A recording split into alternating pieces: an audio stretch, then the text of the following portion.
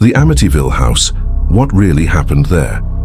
There are houses that should not be inhabited, structures that, even when silent, whisper dark stories through their walls. One of these houses is located at 112 Ocean Avenue in Amityville, New York. From the outside, it is an elegant townhouse surrounded by trees and a well-kept garden, but inside it echoes something indescribable. In the early hours of November 13, 1974, Ronald DeFeo Jr. calmly got out of bed. Unhurriedly, as if he were going to get a glass of water, he grabbed his father's .35 caliber rifle. One by one, he entered the family's bedrooms. First the parents, then the two brothers and the two younger sisters. All shot to death. None of them woke up. None screamed. None tried to run away. The police found the bodies laid out on their beds, face down, as if they had been sleeping forever. Ronald himself, during questioning, said only, "The voices told me to do it." 13 months later, in December 1975, a new family moved into the house. George and Kathy Lutz were looking for a fresh start with their 3 young children. They knew about the murders, but they believed that a new coat of paint and good vibes would be enough to erase the past.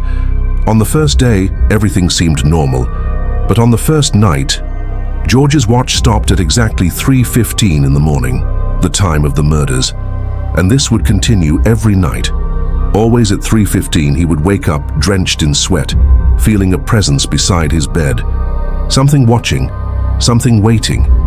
Flies began to appear out of nowhere, hundreds of them, even in the cold of winter. Doors slammed violently. Footsteps echoed upstairs when everyone was downstairs.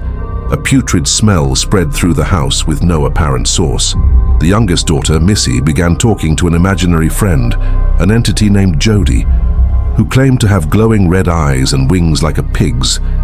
George began to change, physically, emotionally. He became aggressive, dark. He would sit for hours in front of the fireplace, staring into the flames as if he heard voices coming from them. Kathy felt invisible hands touching him during the night. A crucifix on the wall turned upside down before her eyes. They tried to call a priest. As soon as he entered, he heard a voice whispering behind him, "Get out." He left, and he never came back. They left everything behind. Furniture, clothes, mementos. They never returned. They never set foot on that street again. For decades, the case has been studied.